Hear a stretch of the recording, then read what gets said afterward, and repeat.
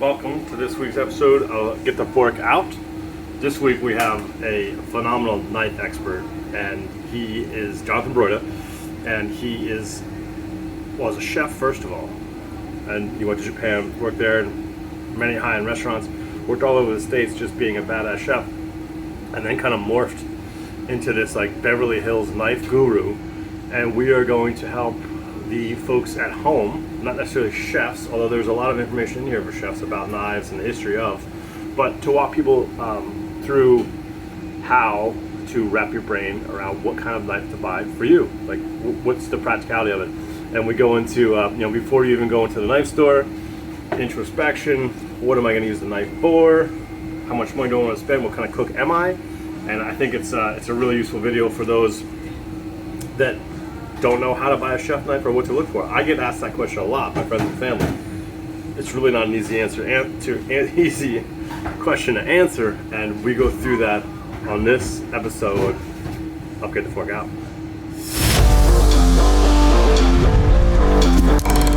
Get the fork out.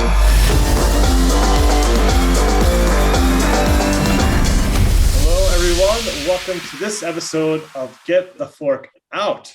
This week we have Jonathan Broida. He is or was a chef, and now he is a knife guru with his own boutique shop in Beverly Hills, Los Angeles called Japanese Knife Imports. Jonathan, welcome to Get the Fork Out. Thank you so much for having me. Really appreciate it. Looking forward to having a conversation. Absolutely. Why don't you kind of tell us a little bit about your chef background? Because I think that adds a little bit of street credibility. Fair enough. It certainly has helped me in what I do.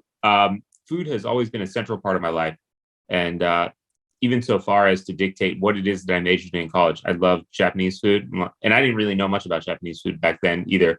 I'm like, hey, their food is great. Probably like their history and culture is pretty interesting. I'm going to go study that. And I had some, grand game plan of getting a combined MBA JD and going consulting for companies moving into East Asia.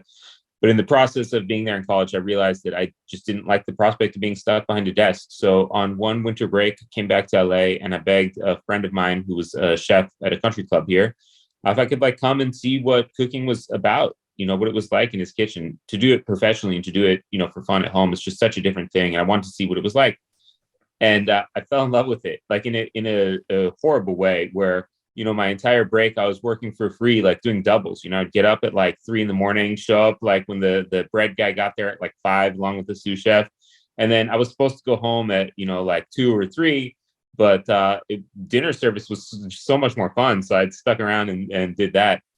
And nice. I fell in love with it, and I kept doing it, more and more. And eventually people started paying me for it. And, that was the beginning of the career. I didn't go to culinary school for it, so I was at a disadvantage in terms of fundamental knowledge, but I like books. I don't know. So I read a lot. I think in effect you did an internship or did an apprenticeship, which I would recommend over culinary school. Anyway. I think so. I think that with many schools, this doesn't even just apply to culinary school. The main reason that they're not as effective now as they should be is that people go to school because they should, not because they want to or need to. Say, for example, If you really want to go to culinary school, you work for a couple of years in a restaurant, and you realize hey, in order to be really great at this, I wish someone would sit there and teach me the basics really well and give me a good sense of business understanding. How do I do food costing? What do I need to do to have a successful business run? What kind of management training do I need to deal with staff, employees effectively? How can I be a responsible leader? And if people went into school with that kind of mindset, hey, I'm here I have an intention, and I'm here to learn something and do something, and I have specific goals because I know what it is that I'm looking for. And if the schools responded to that by spending, more time on how to run a business and how to be a successful leader and what it takes to understand networking in the restaurant industry, or how you pay attention to rent and food costs and labor costs and insurance, instead of hey, you need to be the best dude at tornaying these potatoes. You should be good at it. You should know how to do it, right? Yeah. Sure, it's a Here's useful a skill. hollandaise A lot of it. sauce. Okay. Yeah, and you should know those things, right? You should be able to come in and be hey, I know the basic ratio for a hollandaise sauce. I can make tuile with my eyes closed. The basic kinds of things in a wide variety of areas. That stuff is important, but we don't go into school with that kind of intention. I have a lot of, maybe obscure life views, but for example, I feel like everyone should work like a shit job after high school for 1 year in service, like a janitor, dishwasher, like something that kind of sucks and pays really poorly. Because I think that will give you a sense of the value of a dollar, what it means to earn that kind of money, and what kind of motivation one should have as they try and figure out what they do, but also B, to understand that there are times and place where you are below people and there are times and place where you are above people, and you need to learn how to be respectful and appreciative of those kinds of things. And if you've never worked in that kind of situation, it's very tough to understand what that means. I think that would be so beneficial. Agree.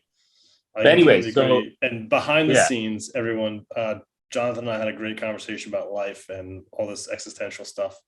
I'm going to bring it back. So I know we can talk, but I'm going to bring it back to knives. So well, let me say that I got into cooking more, and as I fell in love with it more, I had some really cool opportunities to work in Japan and in Italy, and stage around and do all kinds of stuff. And I mean, seeing the world and seeing how people do things was great. Learning technique was great. Reading books was great.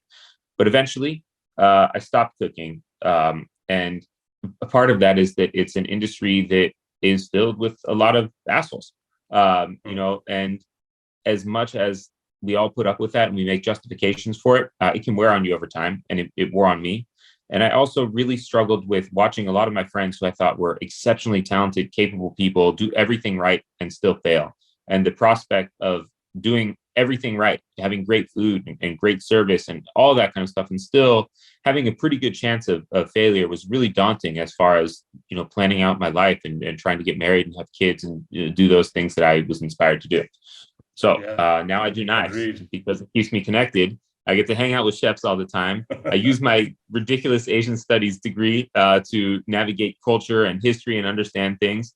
And I get to use all this culinary experience, both in Japan and in the West, to understand better how chefs and even home cooks use knives, what the pitfalls are, what we think we're great at that we're not, what we actually are good at, and how best to understand the world of specifically Japanese knives in that context. And so it's been kind of fun. I enjoy it. 12 years in, hasn't sucked too bad so far, take the wins that we can get. I think your perspective, like kind of the double barrel or the chef aspect of your life, and then attached to that the Asian studies, and then how that comes into Japanese knives, the depth and breadth of knowledge I think you have is rare. And it's been fun. Look, I wrote my my thesis on food, both as a function of getting the school to pay for me to eat better than I was at the time, because being in college and being broke kind of blows, but also because it was fascinating. And along the way, I ended up having to learn about knives, which I didn't realize would be even beneficial to me until someone was like, "Hey, why is this shaped this way?" And I'm like, "Yeah, I read books on that. Like, I actually know this." Anyways, it has been fun. What would be and let's talk broadly about knives, and then I think we should come back into like Japanese knives specifically. So if you were to do like a buyer's guide, maybe not so much for chefs, but home cooks, because it's a broader audience. And these are the questions that people ask. No doubt. And it's hard for me to like retract back into that mindset where I recommend very like high-end brands because I know they're good, but I don't know. I'm detached from the perspective of a home cook. So let's help them pick good knives, basically. Yeah, honestly, I think that the similarities are more than people realize, and people often give chefs credit for knowing a lot more about like knives and knife care and maintenance and skill and technique and use than we actually do. And I think so much of it comes down to being introspective. And so I approach, even in the context of what I do daily, focused on Japanese knives, everything from a place of introspection first. And what I mean by that is that no matter what hobby you get into, the more that you get into it and the more money that you spend on it, the deeper you go down the rabbit hole, the more that ends up being required of you as an end user, skill-wise and experience-wise, to use and care for and get the most out of whatever it is that you're buying. And so the first place that you want to start as you're getting into any hobby, knives included, is how serious do I want to get about this? How much time and effort and care and maintenance am I willing to put up with relative to the level of performance that I expect from things? And I feel like that's going to be a major determining factor as to where people go, whether they go for cheap knives or expensive knives, Western knives or Japanese knives. stainless or carbon steel. And so, being introspective, taking time to consider what kind of person one is probably the most important thing. But beyond That's that, some great I advice also right think there. that's That's really I true. mean, that's every. I'm Because a serial someone, hobbyist, so I see this in, like, I'm into espresso right now. It's a mess, and I keep buying more stuff that I don't need, and everything that is going on in my life is about squeezing like that last little bit of performance out of stuff. But those are the things that are prohibitively expensive, and they require like immense technical skill and like fine motor control. And anyways, knives are the same. So starting from there, I think is important. I also think that people buy way more than they actually need, and so I think keeping it simple is the best. Big knife, small knife, done. You don't need anything beyond that. As long as you have one big knife and one small knife, you will cover like the vast majority of things that you will do. And that is true both in professional kitchens and in home kitchens. If you had some kind of chef's knife and some kind of like paring or utility knife, you're good. Great. I want to second that. And I think when I was a younger chef, I used to have a lot of different variety. Oh, I bought all the stuff. And now because I'm, maybe it's because I'm mobile as well. Like I'm constantly on the move, but it's like, I need a chef knife. I need some sort of like kind of medium knife for filleting fish and meat. Those are two different ones.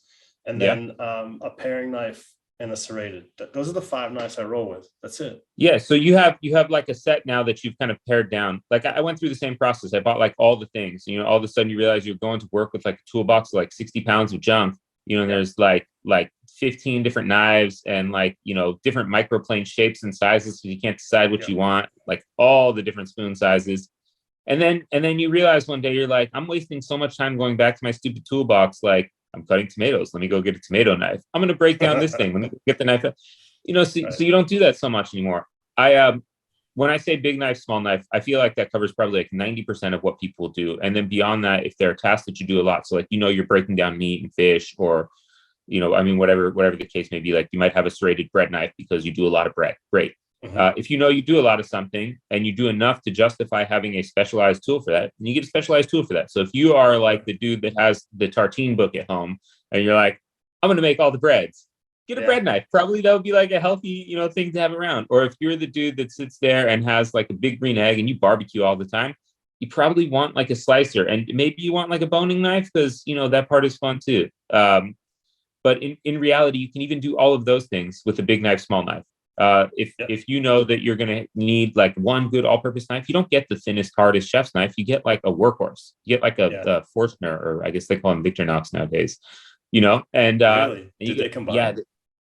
So it was always the same company, but they'd split off their knife thing as Forstner, which is how I always knew it. In fact, like one of the first real chef knives I ever had was one. I had this set of Calphalon knives that I bought when I was in college, and they're like nicer than all my friends' things. And when I went into a professional kitchen, my chef was this like old school, classically French trained German chef, and he looked at me and he's like, "What is this shit?" And so he bought me like a 10-inch Forstner chef's knife, one of those like 6-inch stiff curved boning knives, and the 3-pack of the paring knives. The Bird's Beak straight and serrated is like $5. And was like, this is what real chefs use. Don't be a bitch. Get back to work. And and they were great. So like, if I had that knife, like I broke down fish with that knife. I have done all kinds of ridiculous tasks with that knife, and like the little 3-pack of the paring knives. Like in reality, I could do a lot of butchery with those little paring knives. I could break down chicken. I could trim I could trim and clean up fillets all day with just those things. But if you do a lot, you get some extra stuff. Your second point about kind of figure out who you are as a chef. Like, first of all, I like the 2 points that combine. It's a lot of introspection before you even think about what knife to buy. Who am I as a let's call it a hobbyist? Even though it's food and we need to eat every day. And the second part is like, am I grilling a lot? Am I filleting fish a lot? Is it bread? Is it desserts? Like, those are all really good questions to ask before you even go to the knife shop. Like, figure that out first. Hands down. Look, I think we don't take enough time to consider what it is that we're doing or why before we make decisions about things. And so I tend to encourage people to do that. And I find that helps them make more informed and intelligent decisions about what they do. People are happier with what it is they get, and they're more capable of using those things effectively. So like, that's the goal. So yeah, I think that those are the main places I start. And just to focus on introspection, I often frame it in a number of different ways. So like I'll ask people, well, when you work, are you more of a finesse oriented kind of person? Are you very meticulous and careful, or are you more of like a get shit done kind of guy? And you go home and you're like, yeah, I gotta make dinner in like 30 minutes. Let's get it rolling, right? Yeah. What kind of cutting boards do you use? Are they nice cutting boards? Are they kind of not the best cutting boards? What kinds of things do you cut often? Are there a lot of hard things, things with bones, frozen foods? Do you cut a lot of acidic foods? Have you ever used any carbon steel knives, things that can be reactive with acidic foods or might be prone to rust? Where do you want to be budget wise? I think, sometimes people don't really consider like what they actually feel comfortable with. And like, oh, I'll spend like $500 if I need to. You don't need to spend $500. What's a level that you feel comfortable with? And then let's maximize what you can get in that range, Yeah. And if you get into it more, you'll buy more stuff because people are, more often than not, serial hobbyists. So as you get into stuff, you're like, nice shit is nice. I will buy more of this. And this makes me feel good. I like that's this. Path you go on. So let's make sure we talk about cutting boards at some point, like farther on down, maybe after the people have bought the knives. Just remind me. We'll get back to it. No problem. Yeah, that's a massive part of it. Yeah. So I feel like that's the main place that I get started. And I think that despite the fact that I focus on Japanese knives, there are excellent knives out there at all kinds of price ranges and for all kinds of people. So for instance, if you tend to be a more get stuff done kind of person, you want to find things that are more tough and durable. And toughness and durability will come from finding things that are thicker and or softer. And by being softer, they're more malleable, they're less prone to fracturing, and they have a greater range for elastic and plastic deformation as a function of what material they use. And by being thicker, there's more mass there. So again, they're more structurally stable. And so that would include things like German knives, which tend to be thicker and more tough and durable, designed to take abuse in a wide variety of situations. So you can both chop parsley, but also cut through the spine of a chicken and not mess your knife up. If you're a more meticulous kind of person and you're very careful and you're trying to cut with great ease, Japanese knives will tend to do that better because they're thinner and harder. They'll move through food with less resistance. They'll stay sharp longer. They'll get sharper, but that comes at the cost of being more brittle. And so you have to pay attention to the kinds of things that cause damage, avoiding really hard things, avoiding hitting things with excessive force, minimizing or eliminating lateral force exerted against the edge, using nicer cutting boards. And so, everywhere in that range, you'll see things that work well. If you like carbon steel knives and you want something tough and durable, go for Sabatier. French classic knives, they're carbon steel, they're easy to sharpen, they're fun, they have character, you'll see patina development. You want something fancier? There's a lot of cool Japanese knives out there. There's custom makers all across the world now doing like really fascinating high-end pieces with great craftsmanship. You can find probably a craftsman locally in your area if you value supporting local businesses. So, being able to understand where you fit in those specific metrics will be probably the most useful thing that I could say. Yeah. Yeah. And I think that's going to be a tough, I think I would encourage people to go into like your shop or one like it and just get advice, because I think that's going to be hard for people to figure out. Like, say, even if you have, let's just say, limitless disposable income, do you need to spend that much money? Do you want to spend that much money? And just, I think people, it's like buying a car. Like, where do you go? I use the car analogy literally every day of my life. Get it. This is like, I say it so often that probably like if people have come into my shop, they're going to hear what I'm saying right now and be like, I've heard verbatim that before. I feel like when people are getting a first car, you're 16 and in your mind, you want like a Porsche or a Ferrari or a Lamborghini. But what do you get? Like a used Honda Civic. And why do you get a used Honda Civic? Well, A, because you can afford it, which, is pretty important in the whole scheme of things. But B, because it's the car you're going to make mistakes on. You're going to learn how to drive, stay in your lane, parallel park.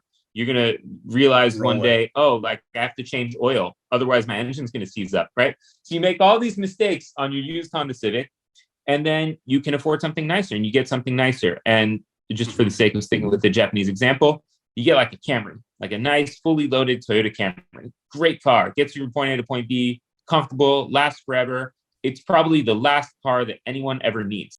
Yeah. So, I feel like once you get past the Civic, you get like your Camry, and like a fully loaded Camry suffices no one will ever need more than that. It covers it. But as you get into it more, some people, not all people, some people find that they have desires for something else. They want a car that is more comfortable and luxurious and beautiful, or they want like a wicked fast sports car that's, clinical and intense. And so you're faced with what I lovingly call the Lotus or Lexus decision.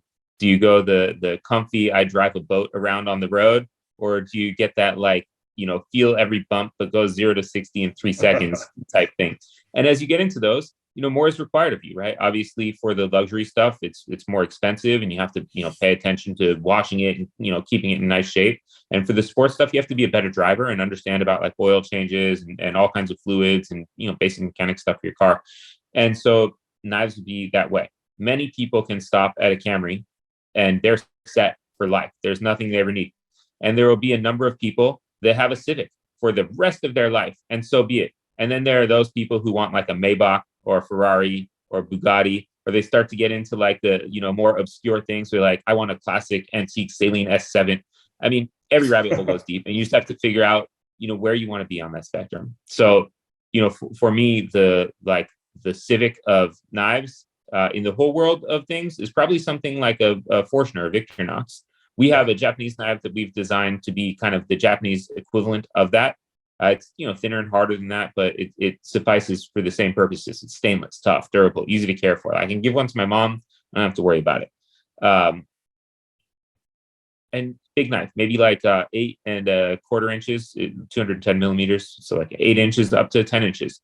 And that'll be your big knife. That's the knife you use for the vast majority of what it is that you do. I feel like once you get past a certain point, you're faced with this decision. Do I go down like more of a luxury path, find something that's like cushy and comfortable and beautiful and elegant, or do I go like this sporty technical path where you find something that's like clinical and fast? So the Lotus or Lexus decision. And as you get into each of those things, you'll find that they have their different requirements. As you get a luxury car, there's more maintenance and care that's required to keep it nice and clean and running well, and it's very expensive to do. As you get a sports car, you need to be a better driver. You need to understand about the care and maintenance of your car more effectively. And on any of those things, there are graphs of diminishing returns. And so the further you go towards like that flattening out section, the more money you're spending and the less you're getting for it. And so for the bulk of people, we want to be like as close to where that curve is actually happening as possible, And if you find that you're on the more get stuff done side of things, you'll be on the more kind of vertical side of it. And if you tend to lean towards the like dorkier side of really getting into the nitty gritty of things, you'll be kind of more on the flatter side of it. Some people will be like right at the precipice of where it starts to curve, but that's a happy place range for the bulk of people. If it's a German knife, I feel like Victorinox Forstner, that brand has continued to represent great value relative to the Hank Blue stuff.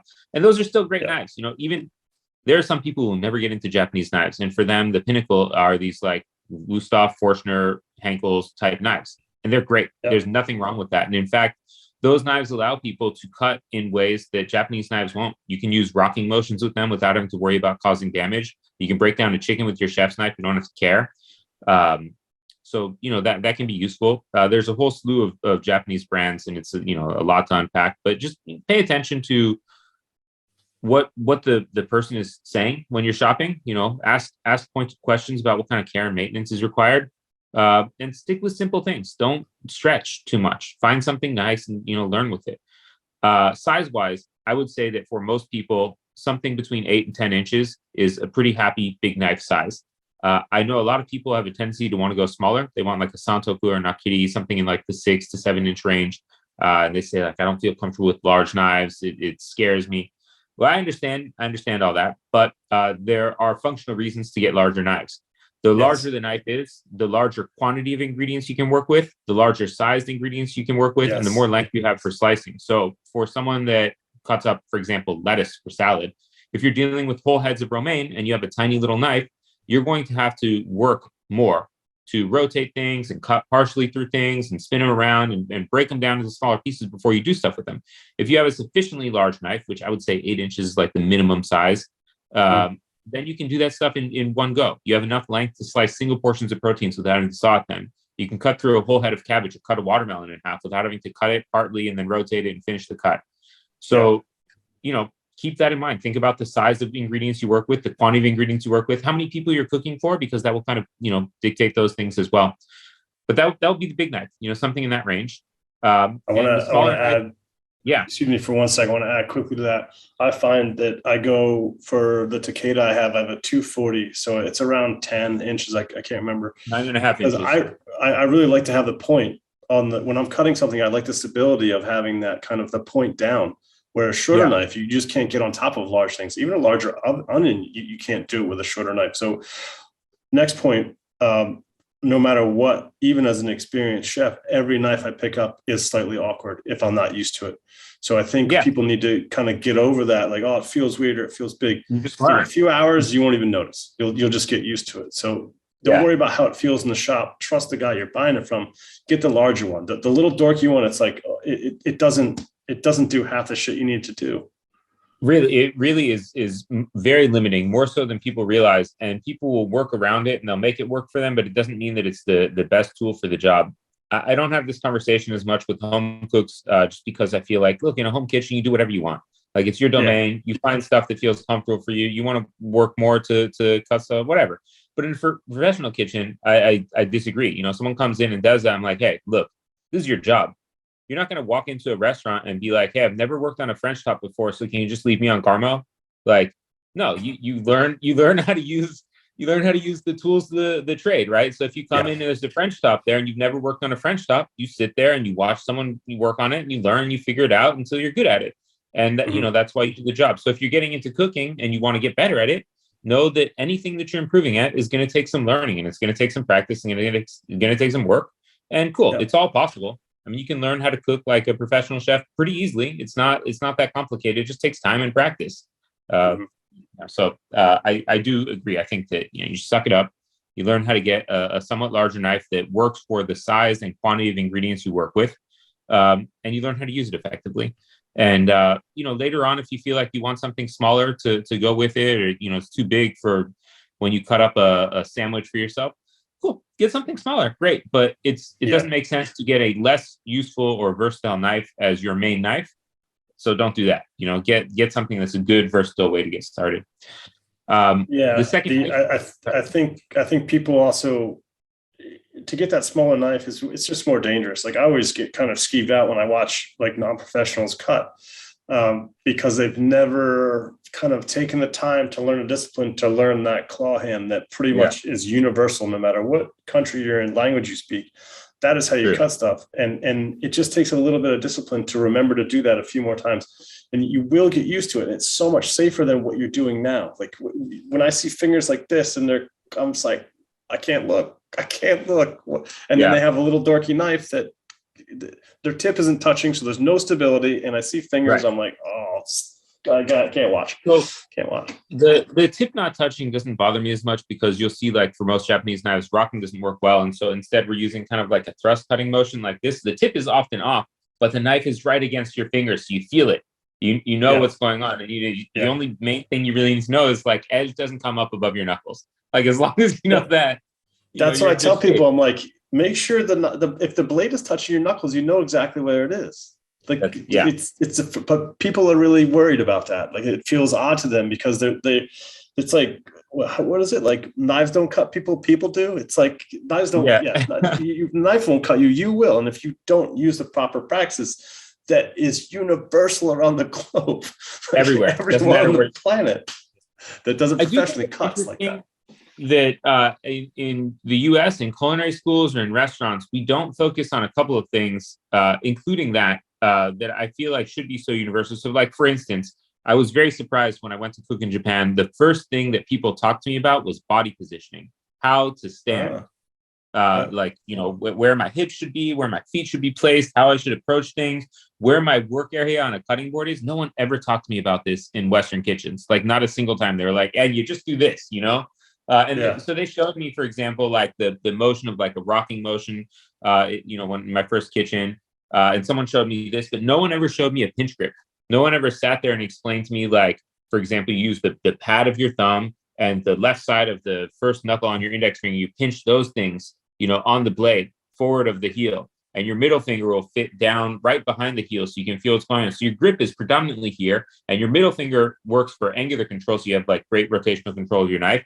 And the last two fingers are literally just out of the way. I mean, you're just trying to keep them out of the way, but they help you in terms of like grip control. So if your grip is too tight, you can stick your pinky out a little bit, forces you to relax, right? And so keeping a relaxed grip is really important. But no one ever went over those kinds of things. So when people come in, we focus, for example, like hold the knife. What does it look like when you hold it? That's not the right grip. Let's get a pinch grip going. This is what it looks like. This is how to hold. This is how it feels comfortable. It positions your wrist in a way that's effective. And then you got to figure out this thing. How do you use it? Use these two knuckles. You stick them out forward. When the food is tall, you grip in this way. So understanding those kinds of things, but also body positioning. Instead of squaring off with your cutting board, you'll take a step back with your right foot, or like a boxer. Right. I always tell people it's a fighting stance. Yeah. But what it does, it shifts your body to the side. So now all of a sudden my arm has much better range of motion. My body's not in the way of it. So when I'm cutting, it's easier for me to cut. When I'm looking down, I'm not off balance as I would be if I were looking forward over my cutting board. So I can look down and gauge cut thickness more easily. And it shifts the area of my work from the center of my board to the lower right-hand corner of my board. So as I'm cutting stuff, my knuckles overhang the floor instead of overhanging the cutting board. So I never have knuckle clearance issues. My arm moves very easily. My lower back doesn't hurt as much from being off balance, leaning over, staring at what I'm cutting. So starting from even those kind of basic things, I think is really helpful for both professionals and home cooks alike. No one talks about it. It's weird. No, they don't. I also tell people, and they didn't tell me this in school too, and I came up with this, but like your right hand, say it doesn't matter if you're right or left hand, but the hand, your dominant hand that grabs the knife, that's the motor. Like there's almost no skill in that hand. It's just a motion. Yeah. All the skills in your offhand. Like this is the agile one. This is the one that's doing all the movement and cut thickness and all that awesome. Kind of stuff. It's really kind of the opposite of what you think. Yeah, it is important to consider, what the function of each hand is. The same is true in sharpening, for what it's worth. Like we often talk about what each hand is responsible for in sharpening, I think people are surprised to think about, this hand is responsible for like angle control. And then this hand is responsible for like pressure and movement, even though this hand has to obviously help out with that, much in the same way that when you're cutting, like this hand is doing a lot of the work. This hand is just guiding it and doing a little bit more of that particular kind of work. So yes, I agree completely with that. Let's talk about, you mentioned non-rocking motion with Japanese knives. Is that because the edges are slightly brittle and you just can't kind of put that much force? And if you're a little off by angle, then boom, you got an issue. So it's not even being off by angle. Inherently, rocking motions will exert lateral force against the edge because your edge is always in contact with the board and you are moving laterally across food because you're not cutting in the same place. Like no one's pushing food into their knife. Rather, you're bringing your knife like across food for the most part. Because of that, you're exerting lateral force against the edge. So materials will always go through various stages when you exert pressure against them. Initially, when you exert pressure against something, you'll see elastic deformation. That's where something bends and pops back. And when you cross a material's threshold for that, you get into plastic deformation. That's where things bend and stay bent. And beyond that, you'll get into fracturing. Well, as things get thinner, their room for plastic and elastic deformation decreases. And as things get harder, their room for plastic and elastic deformation decreases. And so they're more prone to fracturing. Japanese knives in general are both thinner and harder than their Western counterparts. And so they are more prone to chipping damage than their Western counterparts are. And so we need to be cognizant of what kinds of things do that. Well, hitting really hard things, bones, frozen foods, seeds, nuts, because those things are so hard, they win in the battle of, hitting something else that is sufficiently hard. And especially when those things are thin. Toughness and durability is a function of thickness and softness. So I think people often confuse those things. They think harder is more durable. I want a tougher knife, so I need something harder. Toughness is a function of resisting that kind of damage. Like titanium is a very tough material that people use for a lot of things. It's pretty soft in the whole scheme of things. And because it's so soft and it's like covalent bonds are very strong, it doesn't take a lot of damage, right? It's more prone to being like malleable or absorbing shock than something that's extremely brittle like a diamond, which is extremely hard. But if you hit one right, or you exert enough pressure on one, it shatters into a million pieces. And so Japanese knives would be very, very similar in that regard. So hitting really hard things, hitting things with excessive force where there's not a lot of time for pressure to dissipate, that kind of stuff can cause damage. So that's like, for me, it was always julienning onions where you just like, tap, tap, tap, tap, like just do it a little bit softer. Fruit ninja type hacking motions to the foods, trying to avoid that kind of stuff. But the biggest one is lateral force exerted against the edge. And that's pressure coming from across the edge as opposed to directly up against the edge. And that's because that occurs most often at the very edge of the knife where it's thinnest and therefore most brittle. And so twisting, rotating, side-to-side movements, especially while cutting tall, dense foods like butternut squash or sweet potatoes, those kinds of things cause damage. Rocking motions cause damage because the edge of your knife is always in contact with the board as you're moving laterally across it. And so as an alternative to that kind of thing, we can do what I call a thrust cutting motion. People call it all kinds of different things. But the gist of it is that you're lifting diagonally back and up away from yourself and then coming straight down.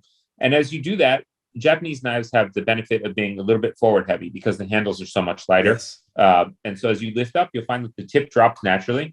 And as you come back down, the tip will make contact first. You just continue until the heel makes contact. So it's very similar to a rocking motion in that regard. And then you come back up and you do it again and again and again. And as you do that kind of thing, you realize that because the entire edge is coming off. So that's the way that it seems to work best.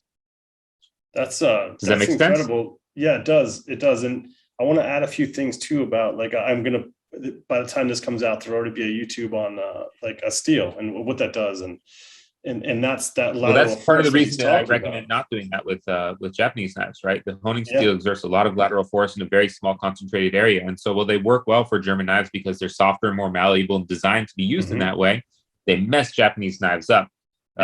Really small surface area contact, excessive pressure in that area tends to cause chipping. But like on a Wusthof or Forstner or Henkel's, they're like imperative to getting through service. You touch up your edge that way pretty frequently.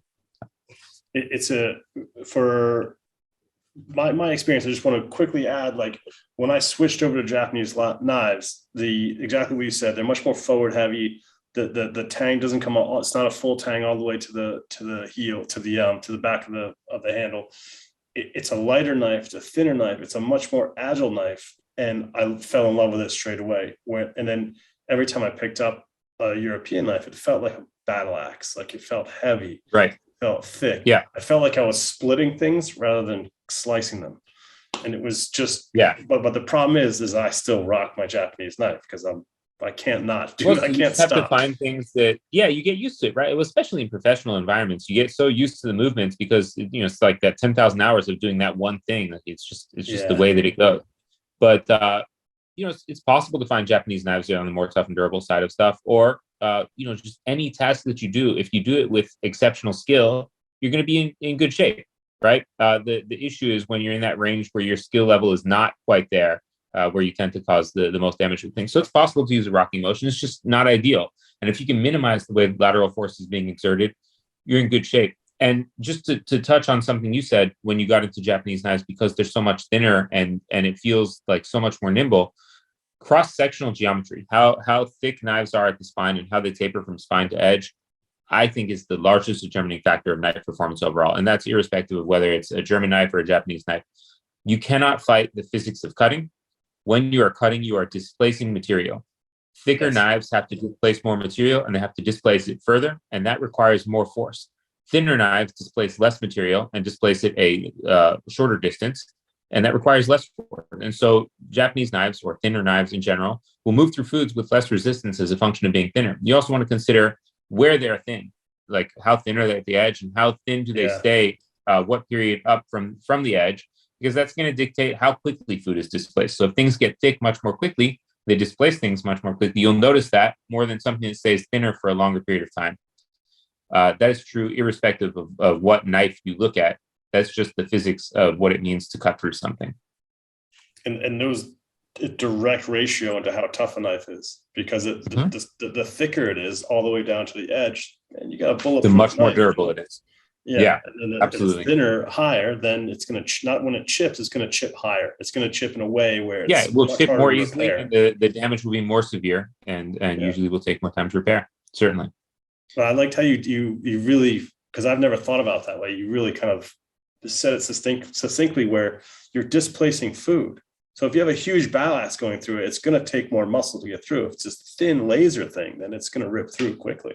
But it's going to be fragile. Look, I've always been the person that needs to understand the how and why behind things work. And I felt like once I understood the how and why behind something, the rest of it always falls into place, and I understand it. And then I'm able to take that kind of stuff and critically think about whatever problem is in front of me and do better problem solving there. And so when I talk to people about this kind of stuff, that's the kind of knowledge that I want to impart. It's not that I have some specific way that I want people to go. Like, you have to buy this knife, you have to do things this way. Everyone's going to be different. But if I can impart a good understanding of the fundamental concepts of cutting, or how knives work in any particular way, or what goes on in sharpening, people can then take that and go home and utilize that knowledge in a way that is effective for them as an individual, but also learn and grow from there. Because when problems occur, they know what those problems are, they know what to look for, and once you understand what it is, figuring out what to do about it is pretty straightforward. I think that's a great point, and it's there is no right answer, and I think that's what people want, especially non-chefs. They're like, well, what's the best brand? It's like, well, there isn't one. It's back to the car analogy. It's like, I think the concept of best and worst is just a failed thing, kind of like good and evil is a failed thing. Life is much more of a gray zone than that, right? There's Agreed. Like best for you, worst for you, best for me, worst for me. But it's much more of a subjective experience than there is some kind of objective best. And so getting out of that headspace, looking for like, what's the best knife? What's the best stone? Or conversely, what's the most expensive knife? What's the most expensive stone? Is a failed way to look at this kind of stuff. And that's why I think starting from introspection is the most important place that we can start from. What's the best tool for me? What are my needs? What are the tasks at hand that I need to do? And what's going to do that the best, while working best with my knowledge, ability, work environment, interest level, ability to care for. That's what I want to comment on. I think people want the easy answer because they want to be done with the problem. They just want to buy a knife. I need a knife. And I think that's just a product of, they don't actually really care, where guys like you and I and other chefs and other people in the trade, like, we care a lot about this. This is a massive tool that we use. We need it. It's got to be, and we're going to have our own opinions, and we're going to have it. And there is no right or wrong. It's not on or off. It's not black or white. So that's why there's this podcast, because it's not an easy answer. Yeah. But it doesn't have to be complicated either, right? Again, I think once the framework makes sense, once you have a way to think, and a framework within which to think, the rest is pretty easy. You take time and you're like, hey, so where do I stand? And if you can do that, you should be in good shape. I mean, there are so many good options out there now, like so many good options. It's crazy. It was not that way when I was cooking. I mean, I remember like everyone used Henkel's and Wusthof. And in fact, I'm pretty sure I would say that Wusthof was like the one, everyone, that was their like pinnacle knife. It was the epitome of what it meant to be a German knife. And then all of a sudden, like, these global knives came out, and everyone was like, "What is this?" I was going to say, everyone's head turned. What is this magic? They were sexy knives. So thin, they were so sexy different. Knives. And then people got into like, wait a minute, Japan has been making samurai swords for like thousands of years. They're probably pretty good at these things. Then Thomas Keller starts using Mac knives, and like the entire culinary world is like, Mac, like, let's do this. And then Shun and all these things. And now we have access, to all these more obscure, like, I mean, there's some people I deal with where it's like a one-man workshop in the middle of nowhere in Japan making knives. And it's like, people are about it. Like, people know, they're like, that's the guy, I want his knife. Like, it's crazy. It's like a movie. Crazy. It's so obscure. I mean, we still have like, a lot of factory produced stuff, and there's varying levels of like hand labor that go into things. But the fact that we have all these options now, not even just for me, like from so many, I have a huge number of competitors now. There's knife stores everywhere in all kinds of countries, all over the world. Like Italy used to have horrible options. It was so tough to find, like, even global. There were no sharpening stones. In fact, I had to use the stairs at a restaurant that I worked at to do some of my sharpening because I forgot to bring a sharpening stone with me. Now there's like knife shops, like Rome and Florence. There's stuff in like Stockholm, and there's like a ton in London. I mean, they're everywhere. It's everywhere now. It's really cool. I'm glad that people have gotten into it. I feel like the world of serial hobbyists is at its peak, thanks to COVID. Everyone had all this extra time to sit and consider, like, what do I like? What don't I like? I got all this time. Maybe I should learn something new. I mean, everyone's become a serial hobbyist. It's been fun. And I think prior to that too, the Food Network, at least in the U.S., but just the kind of everything, and the internet, the global access to information, where everyone's a foodie, and they're like informed. Like there are home cooks that know more about certain food things than as a professional I did, and it's because the information is so widely available that, I mean, people can get into anything. I'm telling you, I'm a serial hobbyist. So like espresso has been my downfall as of recent.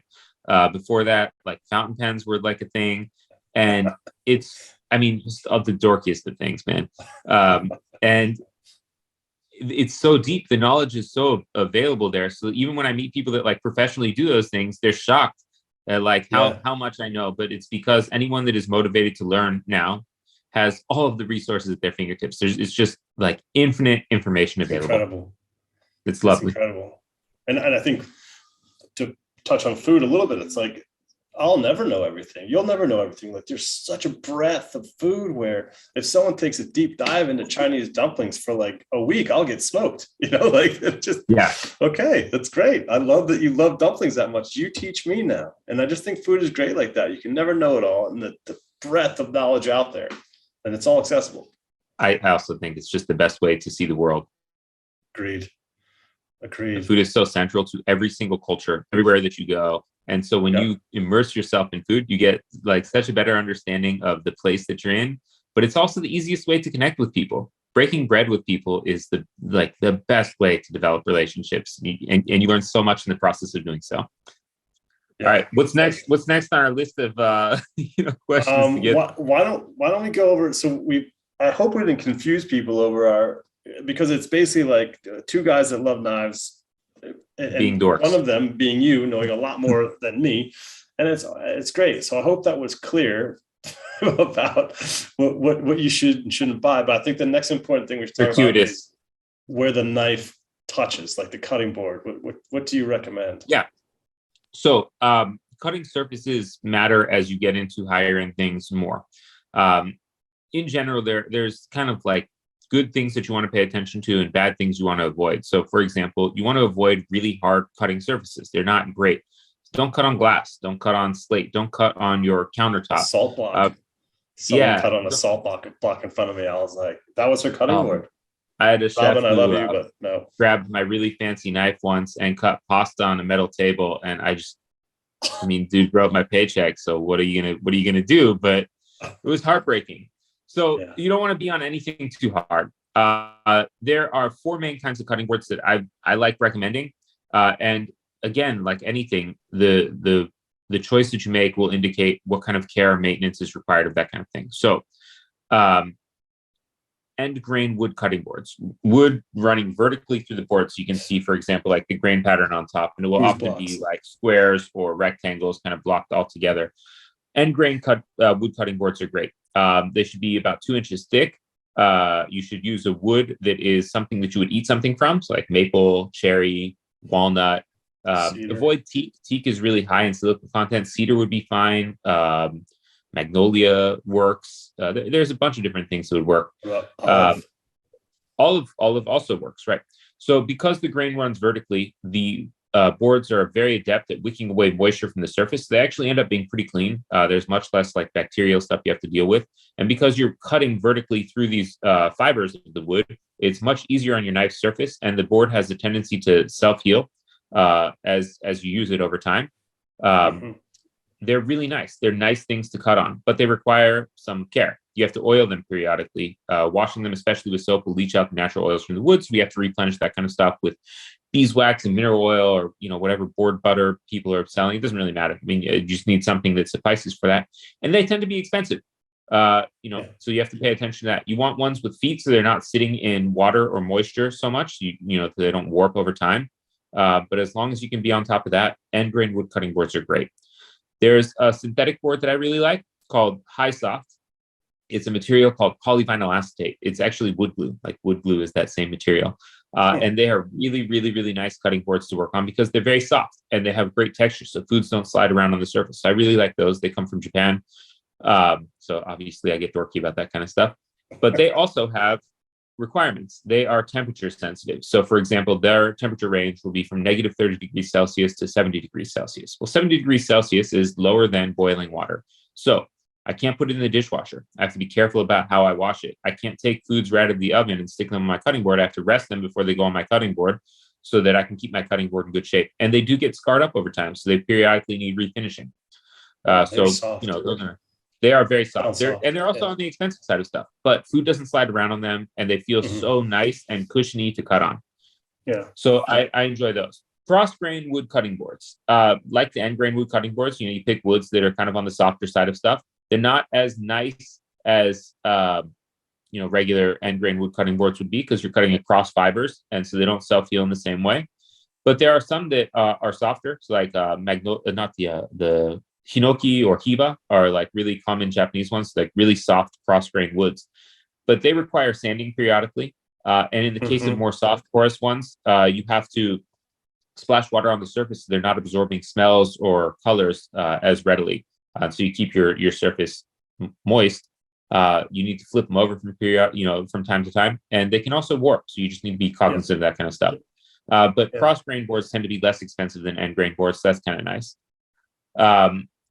They also need to be oiled periodically for like maple and mahogany. I wouldn't oil the hinoki or hiba boards; they're not really designed for that kind of stuff. The last kind of cutting board that I think is like the easiest in terms of care and maintenance are rubber gum boards. Sanitough is a common brand in the US. Asaki is a brand from Japan that works pretty well. They're similar in density to wood. They're not temperature sensitive. They're the least expensive and require the least amount of care and maintenance of any of the cutting boards, but they really require some sanding periodically. They can warp if you're not careful with them, and they smell kind of rubbery when you first get them. But they're nice, effective, utilitarian type cutting boards. So in professional environments, those seem to work really well as an alternative to the hard plastic things that are more commonly available. The hard plastic things are not great. You'll notice that your edges get dull more quickly. Hard knives tend to chip more readily. They have weird surfacey things going on them. So if you can avoid those, avoid them. But again, what knife you have will have a big impact on what's going to be appropriate. So if you have knives that are more tough and durable, you don't have to care as much. If you get dorky about stuff and you have things that require more attention and care, you have to care a lot more. And so depending on where you stand on that spectrum of get shit done to, very dorky and finesse oriented, the kinds of things that will be appropriate, desirable, fun will vary. But, if you can take time and think about where you want to be, you can figure out something that will work well for your needs and your budget. Yeah, I spend a ton of money on cutting boards. I don't know how you feel about it, but I get the Hasegawa boards. And Hasegawa boards are a version of high soft boards. They just have the like hardwood backing in the center of it, core. Like a little the core, and that helps them resist warping a lot better. But there's less area of the high soft material on the outside of them. They're also lighter weight, which is kind of nice. Some boards can get quite heavy. Yeah.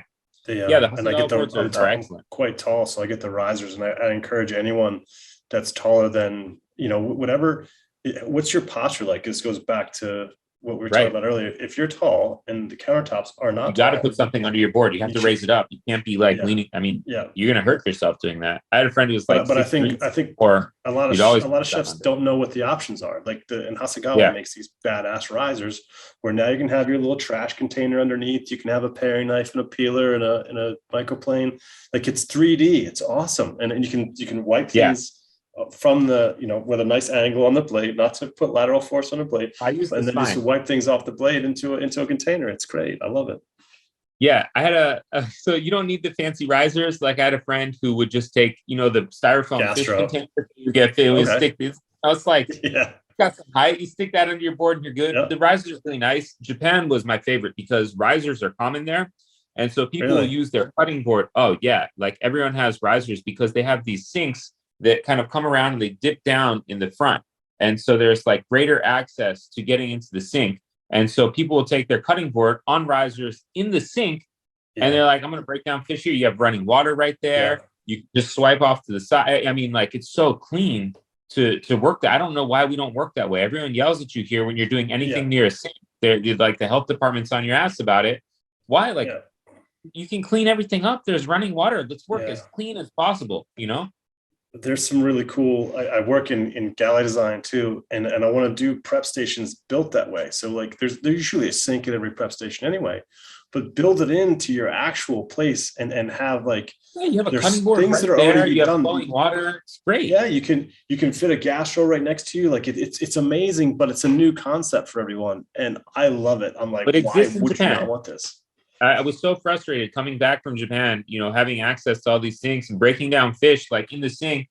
And then all of a sudden you come back to the US and they're like, all right, you got to break down fish on your station. There's no running water, right? So like you run over to the dish pit and you're like sitting in the dish pit with like a plastic bag and a fish inside of it, trying to scale stuff with all the scale. In Japan, I put it in the sink. There's running water directly over what I'm doing. Because I'm doing this under running water, the scales aren't popping off all over the place. I have a little thing at the bottom of the sink that collects all the stuff that's coming off. I can take that, throw it away later. I'm not messing up my drain, and it's clean. Everything is clean. My cutting board is clean. I hope one of these days we'll figure our stuff out here and understand that that's a better way to be able to work that way. Is so much better. We have all these restrictions in place, often by people who have no idea of what cooking is actually like. Gloves are a great example. I get the desire to have people use gloves when they're cooking, but I will tell you that any chef worth his salt washes his hands so much so that he likely has some kind of skin disorder from washing his hands too much. Your hands are someone, you're not washing your hands when you have gloves on, and you don't change them as frequently as you might wash your hands. So if we want to talk about like food safety, well, we can talk about making sure that people stay home when they're sick. Like, being a good boss and making sure that people aren't coming in and like torturing themselves working with the flu, because pretty much like unless you were dead or in jail, you went to work, as far as I was concerned when I was so stay home when you're sick, wash your hands, wear a mask, you have a hairnet, be clean shaven, don't have like long crate. You can do those kinds of things, and that's smart. Those are good policies to have in place. If you said, for example, that if you want to work in a kitchen, you have to wear like a hairnet, and if you have a beard, you wear a face mask, and everyone is masked up when you're working around stuff that's going to be prepped out for a long time, that would be safer than having people wear gloves. I agree. A little disappointing in terms of a workplace, but it would be safer. Yeah, but it'd be hard to. That's the price you taste pay, things right? with a mask on. How do you put a spoon there? It's tricky. You can take stuff off, but the idea is that you're not like breathing on all the food that people are doing, right? So like, it's not in the way that like with COVID, for example, we all have to make sure that our coworkers are staying safe, so we have to wear masks and stuff by not tasting things in the same way.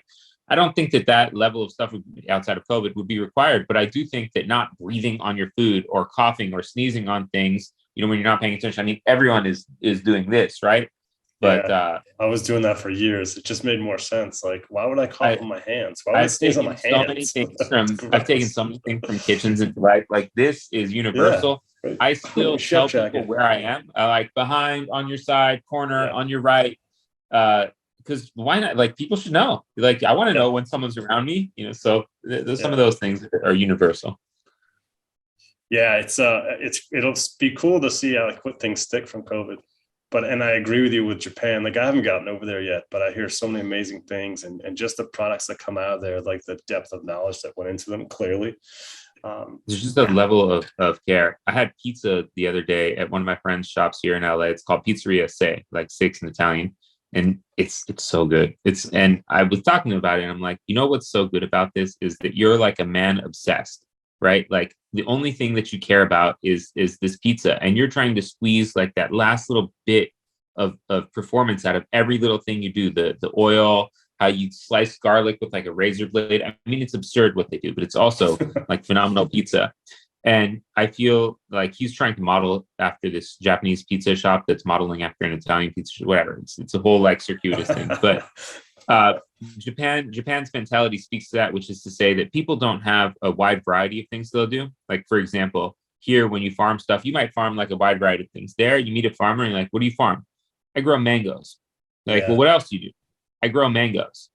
Like, that's it. Like, that dude does mangoes. And he does like the best mangoes you probably ever had in your life, or like the best grapes you probably ever had in your life, or whatever. But when you're like, well, what do you do in the off season? He's like, I make sure that my mangoes are going to be healthy for next season. Like that's it. Singular. Like, it's so focused. And so you'll see that with a lot of stuff in Japan, in terms of like design, but also in terms of what people do. I do French food. Well, what do you know about Japanese food? I don't know anything about Japanese food. I do French food. I do sushi. Well, can you make me tempura? No, I do sushi. Like, that's what I do. I'm not doing all this other stuff. I'm good at sushi. I do sushi. I like that we have greater variety here, and I think the variety is kind of fun. But because of it, we never have the level of mastery or excellence in those specific fields that someone who does stuff that way will. Yeah, I don't I know, appreciate pick your both. poison. Yeah. To come to Italy and not be able to get Asian food, I'm kind of like, oh, all right, Italian food, breakfast, lunch, and dinner, and I'm, obviously American, and I'm not used to that. I'm used to Oh being man, like I love it. more whimsical. You're like, oh, I feel like some Pan Also, Asian like food right breakfast now. there Like, is literally like a pastry and an espresso. Like if you're not doing like a pastry and an espresso, you're doing breakfast wrong. Where you are right now, by the way, one of the best raviolo I've ever had in my life oh, was not far from you in Naples. There was this place that did a ravioli. So people often misunderstand what the flavors of the south of Italy are, and they just think it's like tomato sauce, but it's tomatoes and zucchini and mint and basil. Like no one thinks of mint in Italian food, but in the south, mm, like where you are right now, like, mint is huge. So this restaurant, they took the veal tongue, lingua di vitella, and they it was like cooked and they sliced it really thin. And inside that, they had like this perfect brunoise of the local tomatoes, the green tops, like the really beautiful ones, and the local zucchini and the squash blossom and mint and basil, the flavors of the wow. area. And then the instead of pasta, it was the lingua di vitella, the veal tongue, and done, with like a nice basic pasta sauce. So they had pasta water that they had with it. You get the starch from that. It was such an exceptionally well composed dish that tasted of the Amazing. South. Beautiful. Yeah, I'm not getting that here in Naples. I need to know where to go, but we should focus on. Get back to knives. Get back to knives. Yeah, sorry. Um, no, I want to know this stuff, but probably the people are like, yeah, he's talking about veal tongue.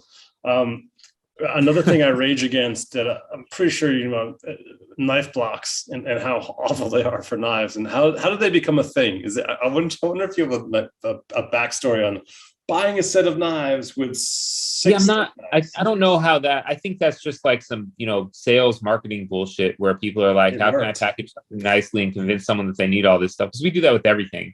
I'm not against knife blocks as a function of storage, though. You got to make sure you have stuff clean and dry before you put it away, and ideally you'll rest the Right. knife either on its side or on its spine.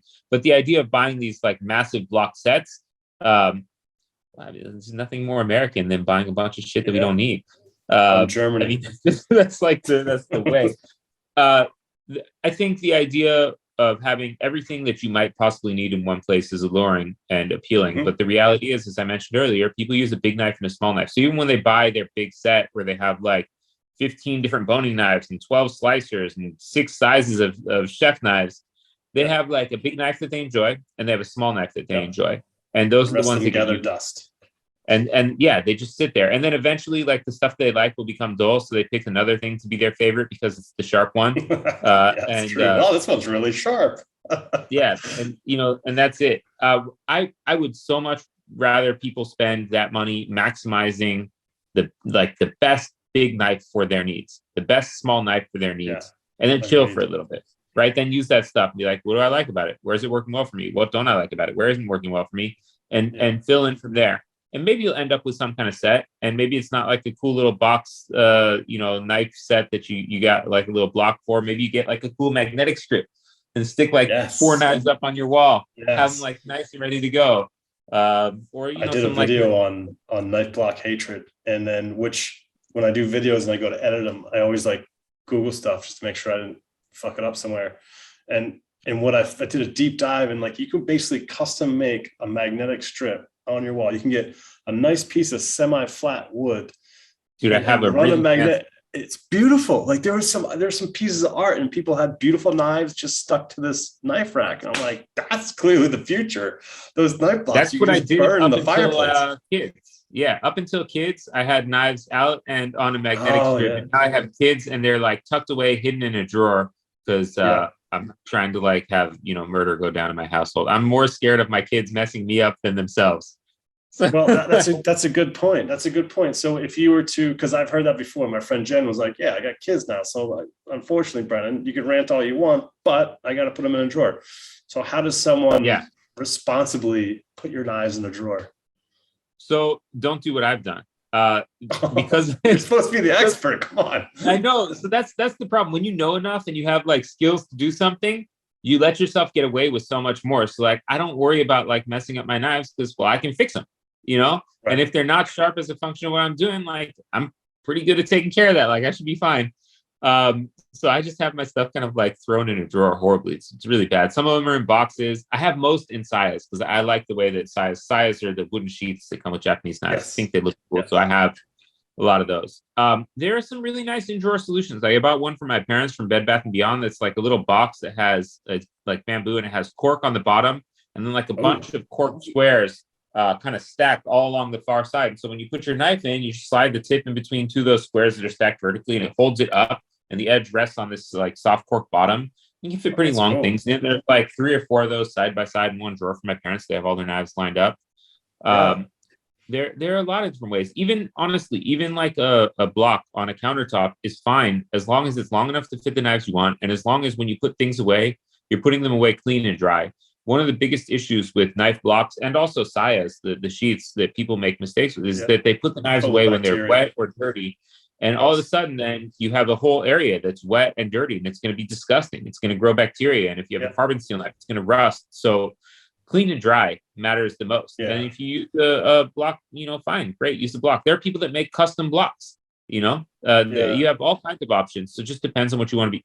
In Japan, commonly people will have like a little thing on the inside of the drawer under their sink. So you open the cabinet, there'll be like a little thing screwed onto the cabinet door, and it's just the knives hanging vertically in there, that makes sense. Like both spots.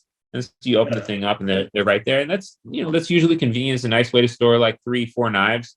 It's not as common here, but that kind of stuff could be convenient too. My knife block hatred runs deep. It's just like one more thing on your countertop as well. Shit gets stuck on there. You gotta clean it. It's like, to me, it's just, I don't understand why it's a thing. Like it doesn't make sense to me. The best for me. Magnetic strips look beautiful. You can fit stuff on there. They're ready to go. I like wood ones because they don't scratch my knife. The metal ones work, but they can scratch your stuff up, right? Yeah. But everything's there and it's ready to go. You just like pull it off and you're like, I need this one. Boom. It's and then you get your edge is protected because even in blocks, like that's still hitting an edge, like it's still dinging it potentially. Yeah. Look, I think as long as you can store your knife in a way that stops it from banging into other stuff, right, and keeps it clean and dry, like who cares? If you find a solution that works for you and it suffices for those things, great. If you have a ton of counter space, you want to just like lay your knives down on your counter and store them that way, like whatever, as long as they don't bang into other things that would damage the edge and they're clean and dry, you're good. Yeah. I think I'm just gonna light people's knife blocks on fire whenever I go to their house, just to like prove a point. They can take a Why is the knife block in the barbecue, Brennan? On the countertop. I don't know what happened. Yeah, the drawer thing that's another thing too. Is you'll go to someone's house and you won't have a knife on you and you're gonna cook and you open up a drawer and it's in there with the peeler and the can opener and shit just banging around. You're like, I bring knives with me. I'm a horrible person, man. Like if I go travel somewhere, like you have to 100% in my suitcase, I have at least one knife that I'm like I trust, and then oftentimes I'll bring like a sharpening stone with me because I know that A, I'm probably gonna want to sharpen my own knife, but B, like I'm the knife guy, so that everyone's gonna ask me to sharpen their knives, and I'm not gonna do it with like the crap that they have because it's gonna be like all not flat and just really crappy. Like, I just went to Japan. I got back like a few weeks ago, and I didn't realize that my sister-in-law told like her customers that I would be there. And so now all of a sudden people are coming over to her gallery and they're like, yeah, my knives, can you sharpen them? I'm like, I guess I'm like sharpening knives on vacation, like here it is. I had my stone with me. I'm sitting like in the kitchen, sharpening everyone's knives all day. I got like a ton done while I was there. I learned probably like 10 years ago, I even bring the knife on the motorcycle because inevitably I'm going to be asked to cook. And so when you cook, basically one of the first things you grab is a knife. So if I grab someone's like super short, shitty, dull knife, so I'm automatically upset. I'm automatically like, I don't want to do this. You go like to an Airbnb or like a vacation rental or something, and they have like the, brightly colored like Target knives. And you sat and you're like, I was going to cook, but now I'm just going to fucking go to a restaurant. Not fun to go with this. Yeah. I don't know if it's a product of being like spoiled or I just feel like I got to work twice as hard for something half as good. I'm like, this is going to be a pain in my ass. Once you've used something nice in any hobby that you get into, you come to the realization, it's so stupid to say, but having nice shit is nice. And once you know that, You can never go back from that. Once you know Right. what that is, like once you've had really delicious chocolate, you're never going to eat Hershey's and feel the same way about it again. You know, Hershey's. like it's just done forever. Like that part of your life is It's a gone, joke. right? Yeah. Once you've had like a really great steak, you can't go back to like Walmart and buy a steak and be satisfied in the same kind of way. It's like you'll sale. sit there always just thinking about the thing that could have been better. And so knives are the same way, man. Like once you know something, you can't go back and use something that sucks and feel okay. And it becomes so frustrating, like so frustrating that I give up. So maybe we shouldn't have done this video at all, because we're just gonna like lead people down a rabbit hole where there's no return. Just don't even listen. Just stay with your shitty knives. Like if you have issues being a serial hobbyist in any way, stay as far away from me as possible, because I am an enabler and it's not going to be a good thing, you know? Yeah, I believe it. You know how to do it. You know how the mind works of a serial hobbyist. Like, oh man, it's a problem.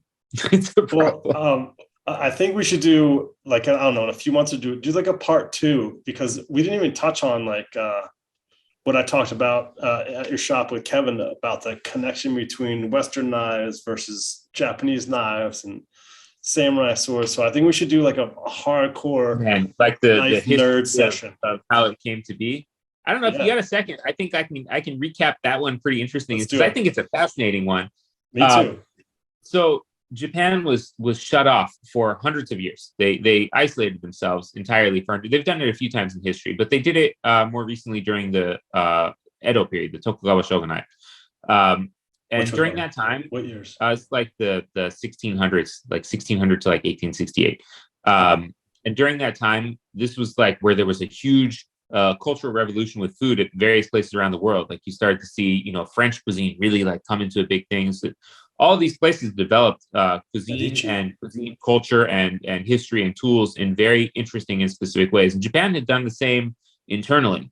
In fact, it was the time period where you started to see the development of edomae sushi and tempura and all these kinds of things being these like quintessentially Japanese foods, which I think is ironic because like tempura is actually based on Portuguese food.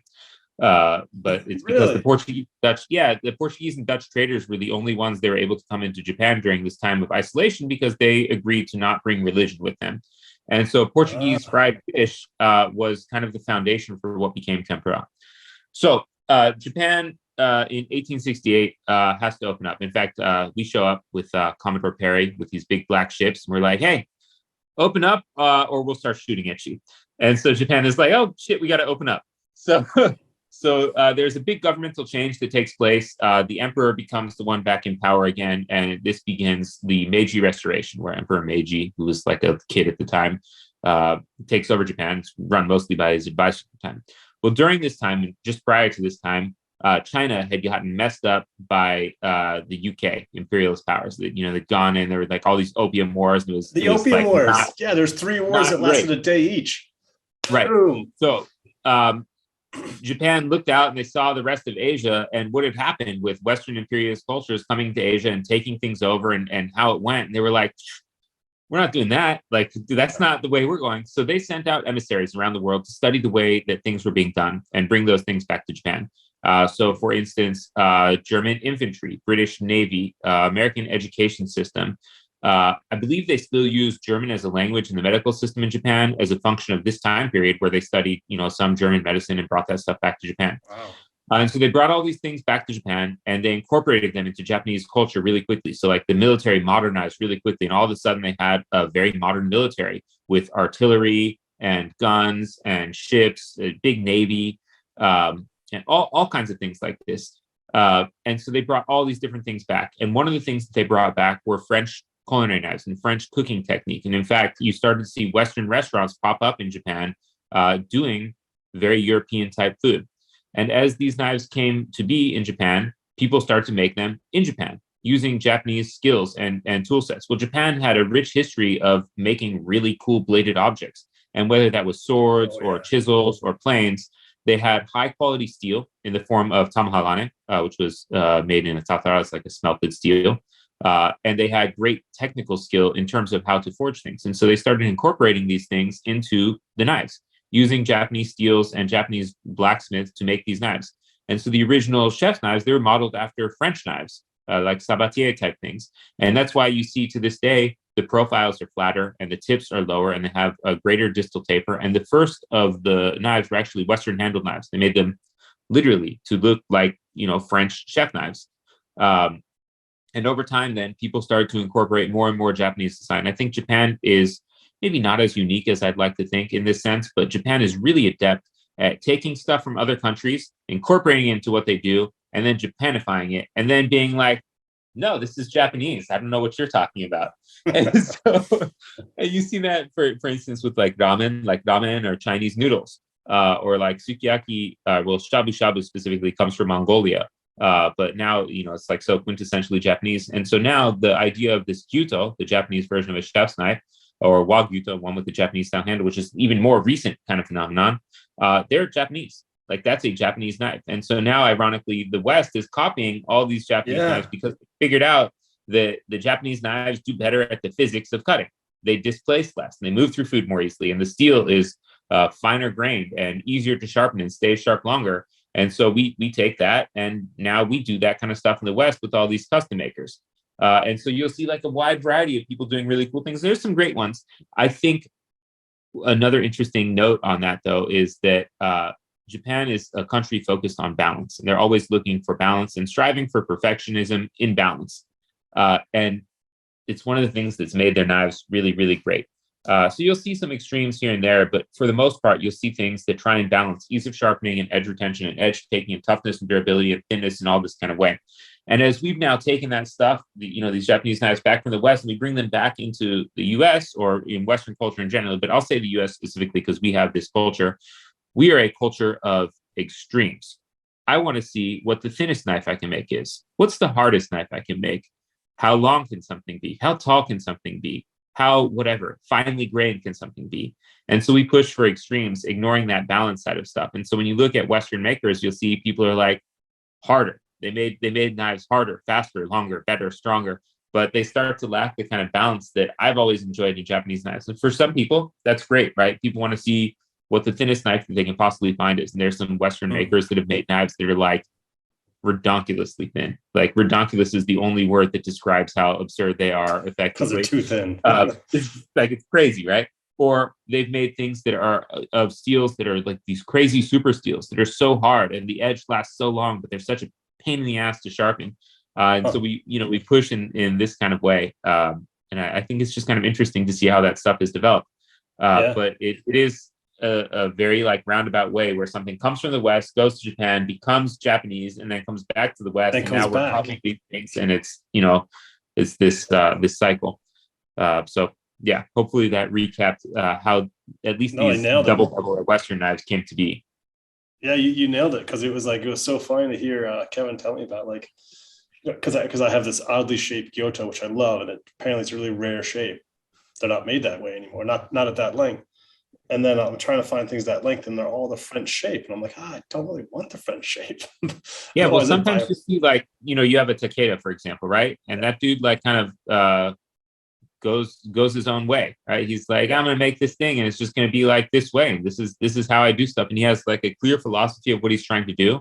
How things should have this kind of like hollow ground upper section that he forges thinner, and then it has like the shinogi line where the bevel begins and the bevel comes down, and he has a unique way of sharpening, and he makes these really tall, very thin blades that are focused on food release by having this lower shinogi line, but they're thin enough to not wedge so much. This is it's an interesting kind of concept that he's got going on, and you'll see sometimes in Japan there are guys like that. I find great irony in the fact that most of the craftsmen I deal with don't actually use their own knives for cooking. So when I talk to them, I'm like, hey, so like, what about like how this did? Like, you made the knife a little bit thick. And they're like, yeah, the weight, should really help. I'm like, have you ever cut with this? Like, and they're like, no, my wife uses it. Or, I get feedback from the customers. There's one guy, I mean, there are more, but there's one guy that is a craftsman we work with who is still cooking professionally and is a professional chef. And he's my favorite guy to talk to, because literally I can say anything to him, like, hey, so like next time you make stuff, can you change like this little bit here? And like, I want to make an adjustment. And I'll say it to him and be like, oh yeah, man, that would be so much easier to use. Like if the knife were that way when I was using it, like totally I'll do that. And it's such a refreshing thing than to be like, explaining to people why something needs to be done and they just don't use it.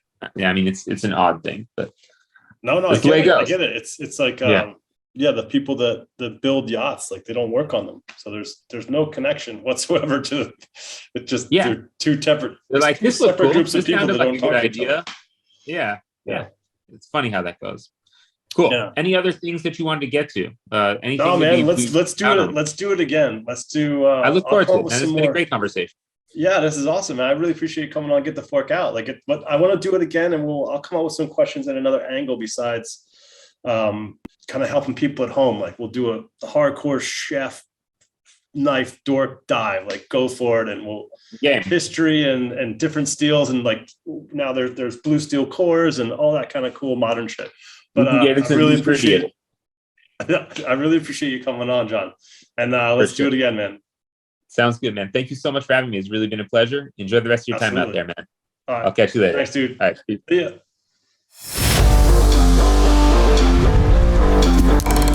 Get the fork